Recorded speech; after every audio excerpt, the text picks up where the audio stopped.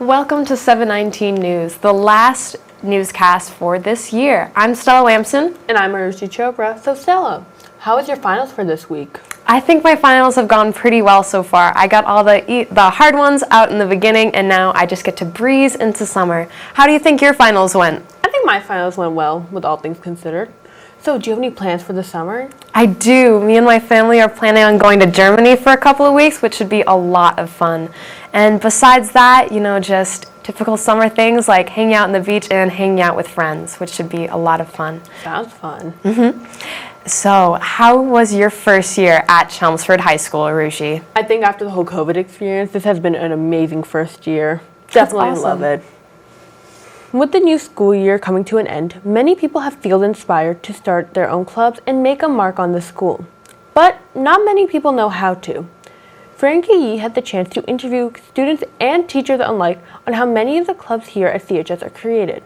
He also interviewed creators and advisors with the new clubs starting this upcoming year. Produced and edited by Frankie Yee.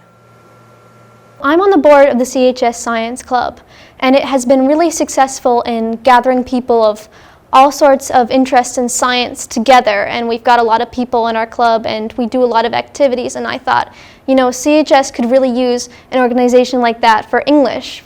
So the inspiration for the Black Student Union actually came from a conversation that I had with Dean Black about the Black student population here and just how we get along, and then we decided that the best way to bring the Black community closer together at Chelmsford High School would be to create a club like the Black Student Union and give us a space to all get together and get to know each other. I just wanted to be a bigger part of the community. It's important, I think, for students to know that you have other interests, that you do other things outside of the classroom, aside from just teaching. To make a club, you really have to know what you want to accomplish, because if you don't have an end goal in mind, it will be really hard to get started. But then you also want to talk to the deans and Principal Murray and get that approval, because you need them to give you the go-ahead before you continue on. And you have to find an advisor who's willing to surrender his or her time for the first 3 years before there's any kind of a stipend involved. And you have to have one who's presumably interested in the content of the club and someone who can inspire students to show up and to engage and to commit. So we were all co-founders of this club this year, and while some of us have had leadership experiences previously, starting a new club definitely had some challenges with finding out what procedures to do, what kind of influence that we wanted to have on the culture of the school. But overall, it's been really fun trying to find that out. And also trying to gain membership. From going 6 to 9 of us in the beginning in November to getting almost 30 people at times, that's been really fun. And both of the challenges I think we've overcome this year, and I think we've done a great job. We then made a formal plan of how our club was going to be organized. You want to think about leadership, and we went with a co-president structure. We don't really deal with money, so treasurer wasn't as important. And then I'd say mainly, meeting times, everything that a club requires really as a basic foundation was considered, and then we send that in to the people who approve clubs. Once we got it approved, we could start having meetings. Social media was a big thing for our group. I know personally I was one of the social media managers, and managing the Instagram, making sure we had posts that were captivating and bright so that people would look at them. Having those visuals, especially hanging them around the school, is another thing. But what we realized is a lot of word of mouth was what really helped us, talking to the different Black students, getting them involved, getting them interested, having those daily conversations, bringing up the Black Student Union. That was really when we started to see our population grow. Don't be afraid to be assertive. Don't be afraid to put yourself out there, because it can be awkward and embarrassing, but the more people you reach, the better, and you're better off with it, because even if someone doesn't necessarily want to join the club, they are now thinking about that club and might share it with their friends. And also, get out early. Don't be afraid to advertise early, because your main group, the people you want to influence, are going to be underclassmen, the people who don't necessarily have clubs they're committed to yet. So don't be afraid to really show off at the club fair. Put posters out, tell your friends. It's really helpful.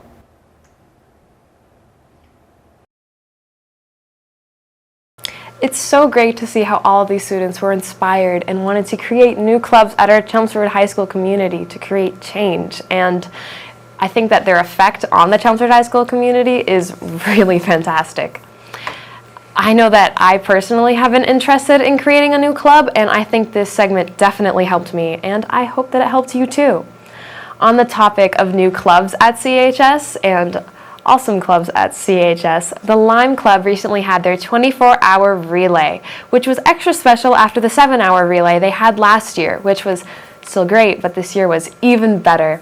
The Lime members worked extra hard to make sure this year was special for all of our high schoolers, and their work definitely paid off. So the relay originated way back in 1998. One of the former principals of CHS, Ann O'Brien, had gotten the idea from elsewhere and brought it here to this community. And the whole point was to bring community organizations and student groups together in order to have a fun, safe, community-oriented activity. Since then, Lime has been in charge of running the relay. And so while the relay has been going on for quite some time now, the nature of the relay, especially being run by student groups, has been a long-standing tradition going back to about 2005, 2006. So Lime stands for Leadership in Motion Everywhere, and the great thing about it is it's not just having a nice event. The relay requires a lot of planning and preparation, and so in order to do that, Lime has really taken on the spirit of embodying youth leadership. We thought the leaders within Lime, if we gave them roles to organize the relay, so we usually break it up into different committees, and so we have not only a board, which are students that kind of oversee the Lime students within organizing this event, but then we also have like a public relations, a site logistics committee head, a fundraising committee head, because it takes a lot of people to organize each facet of the relay. Having to lay out a timeline, live by it, plan and execute accordingly, make adjustments when necessary, and then during the actual event, know what it means to actually produce and solve problems along the way. What better use of Lime, which are leaders within the school, to kind of execute some of those functions within the relay.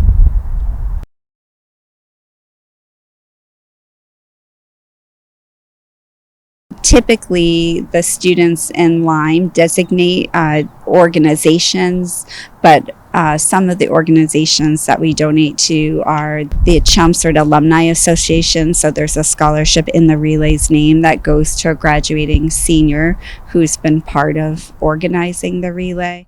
So the police department and the fire department have fire safety and crime prevention programs, and so the students feel like those are really valuable places to donate back to. The Chelmsford Food Pantry is another one. We ask for students to bring in non-perishable items, and we help support this food pantry by donating those items to them. We've supported the Lowell Wish Project in the past. One of the important defining features of the relay is to feel the support from the community and then to be able to give back to the community. The 24-hour relay looked really fun. You were there, Stella. How was it? It was a lot of fun. I did it with a bunch of my friends, and you know, from having ice cream at midnight to stargazing with all my friends while still at school, it was definitely an event I want to do again and again in the following years. With the year now closing down, many clubs are starting to transfer power. But here at CHS TV, we do it a little differently. Let's go to Elizabeth, who talked about how CHS TV transfers power, produced and edited by Elizabeth Silva.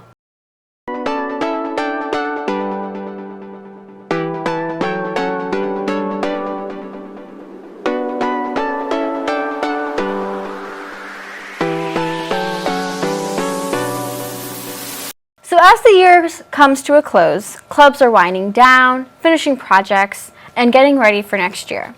And CHS TV is no different. But something unique about CHS TV is our transfer of leadership process. From my experience, no other club has the extensive and rigorous training for leadership that we have for all board positions. I've been CHS producer for the past 3 years, and every year we've had some type of training or shadowing process for the next board. And this year, my co-producer Sarah Evans and I worked extensively with our advisor to ensure that the next producers feel prepared. Because when Sarah and I came into the club, we essentially built the board as how it is right now. So we've never experienced a shift in the CHS TV producer positions before. So this is brand new for everyone. It was really important to us to make sure that everyone felt confident, comfortable, and prepared for next year in their leadership positions. So to show you what the leadership transferring process looks like for TV, I have Tom Peterson, our advisor, my co-past CHS TV producer Sarah Evans, and past live events producer Sophie Boucher to share their perspectives on this. So you have been advisor for TV for 26 years. That's a lot of years. That's more than you've been born. That is. I was like, oh wow. Yeah. I guess you're qualified. Yeah. Huh. But so how have you seen the club grow and change over the years? So first of all, the general philosophy of the club is been to basically showcase all of the great things that Chopra High School does to the community, and I don't think that has changed. But what has changed, and you kind of alluded to, is that basically I turned the ownership of the club over from me to you guys. It has changed drastically from very live events focused to doing basically everything. We kind of have formed into like a name for ourselves between Instagram and what we do and all the graphics. But it's also grown in that it's now very student-led. Before, there was only one student leadership position, and this year the board had 8 different positions with the opportunity for students to get involved in their own projects as well, even if it's not a board position. This all stemmed from actually, I'm also involved in Boy Scouts, and so I took some advanced leader training, which is called the Wood Badge. And part of that is to transfer power from scouting from being adult-led to boy-led. Mm-hmm. And so a lot of different workshops, different things inspired me to say, hey, I think we need to do this with our club. Even though we're technically unlabeled an advisor, I see myself more as a coach and advising because you guys are the ones who are advising.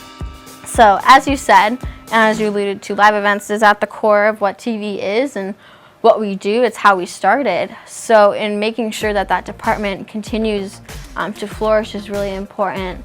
What did that training look like for that new live events producer? So I tried to break it up. It's a big job. So breaking down what that base is and then just building upon it. Really going from the bigger things to getting down to nitty-gritty, because there's a lot of nitty-gritty that goes into live events that you wouldn't see. There's no checklist. There's no, okay, all this stuff needs to be done, because it changes and varies for every event. So knowing what needs to be done for each style of event, or what you could change or improve based on other events that have happened.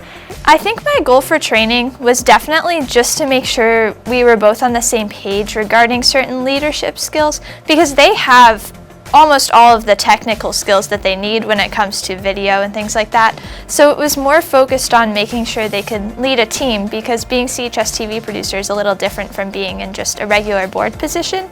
I think it's better for when it's a student-run group that students will interact better with other students. We were giving them like certain tips and feedback that we've learned over the last 3 years, but the real teacher is experience, you know what I mean? So ultimately we couldn't cover everything that we've learned, because some of it they're just going to have to figure out for themselves. So I guess the struggle was setting up the training in a way that they would get something out of it while making sure they still knew that like this isn't the end all be all. They're going to figure out their own way to be leaders, and like that's okay. And letting them hear that from you rather than me makes all the difference in the world. Why do you think it's important that there's always some type of training or shadowing for any leadership position?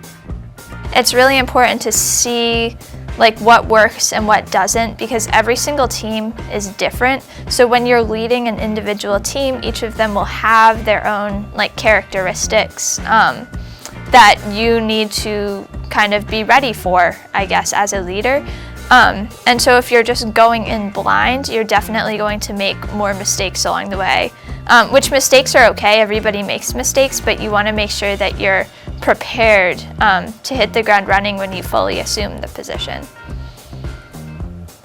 It's important because I never really got training in the department. My training was from going to all of these events and observing like what the crew chief at the time did. And that's kind of how I was trained, but I learned so much along the way and have formed more of a structure to the position that it's important that that gets passed on. But the other thing that's probably just as important is to build the confidence of that leader. As a student, you're working amongst your peers and you're leading your peers. That is not easy to do. You kind of lead people in a way that isn't just telling people what to do, you know what I mean? Being able to suggest things to people, but recognize that it is also their vision and their goals that they're putting into this department. So making sure that they don't crash and burn, that they have the tools that they need, but also that they're realizing their vision. One thing that I would love to see keep going is that family aspect and getting everybody in the club involved in live events, because not only because it's a big production, we need everybody's help, but also because it's a big asset to how we come together as a club. Like live events is kind of how it started, and continuing to use that to form the family bond in the club. I would love to see that continue. I think they're very prepared. I think Amelia and Emily have had a lot of experience just with leadership in general, and I think that they definitely have the passion for the roles and like the dedication. And so I think with all of those things together, they're going to do an amazing job. Thank you, Tom, Sarah, and Sophie. So this year's board has all worked extremely hard, especially the seniors, to make sure that next year will go so smoothly, and we are so excited for the board next year. Let's hear from Amelia and Emily on what the club has in store for next year. So for next year, CHS-TV is working a lot on inter-club development. So we're going to be working a lot with communication and training, just to get the club to a place where we're really functional for years to come. You know, we're losing a lot of really good seniors this year, so to make up for those people lost, we have to really begin to work with our newer members and get everyone up to speed, you know, especially with COVID. We're going to do some outreach to other schools, so say Westford, and try and work with their communications and like their TV clubs, and work with other schools and their away teams for when we have away football games, and just like collaborate a little bit with our broadcasting. It's definitely going to be fun being in this new position and, you know, working with different aspects of the club as I have been.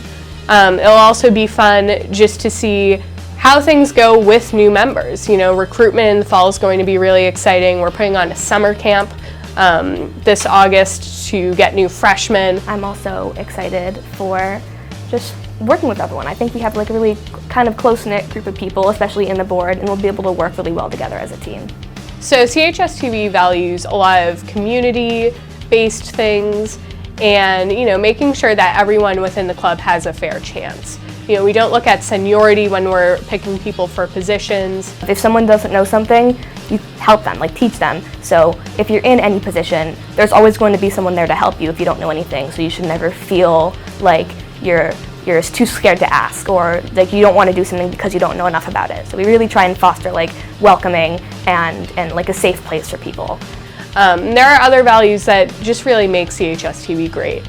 And so we will definitely be continuing those into the next year. There's been a lot of work to put those in place to begin with, and we definitely don't want to start all over with that. Next year is going to be awesome. I can't wait to see what CHS-TV will accomplish next year. The team is going to be so successful. And hopefully all of this training has helped them feel confident for next year. I have felt so privileged to be part of this team for the past 4 years, and I've learned so much and grown so much that I will take that all with me. And thank you all for supporting CHS-TV and being part of our family. Anna Elizabeth, signing off. Signing off. Signing off. This is Elizabeth Silva. Back to you, Bruce. This is Elizabeth Silva for CHS TV. For the last time, this is Elizabeth Silva for CHS TV. Back to the news desk. Next year's board is filled with so many great people, and especially our new CHS TV producers Amelia Normington and Emily Allen. Jamie Garver will be our live events producer, and Jamie has been in TV for a while now and is going to be a senior next year, and she has been the producer for 719 Sports for the past 2 years. We'll have Sahana Majiel as 719 Sports producer. Sahana is going to be a sophomore next year, and she was our Lions Live producer this year. We'll have Brinley Williamson as our 719 News producer. Brinley has been co-anchoring for the news for the past 2 years and is co-producer of CHS The Vibe. And our very own Stella Lamson will be our media manager. Stella is going to be a junior next year, and she has been with CHS TV for the past 2 years reporting, and this year she was our sports alumni and reporting team leader. I can't believe this school year is already over. I feel like it went by so fast. I know, right? We've accomplished so much in TV this year, and I can't wait to see what we can do in the following years. I can't wait to see what our new board members will do. Stella, aren't you part of the new board? Yes, I am. I'm the new media manager for TV, and I have high hopes for what we can do in the future. Thank you to all of our TV seniors for everything that they've done for this club. Me and Aarushi weren't here to see all the changes that they made, but from what we've heard, Sarah, Sophie, and Elizabeth really changed the club into what it is today. And thanks to all of our current members who will continue to carry the legacy of TV. Signing off.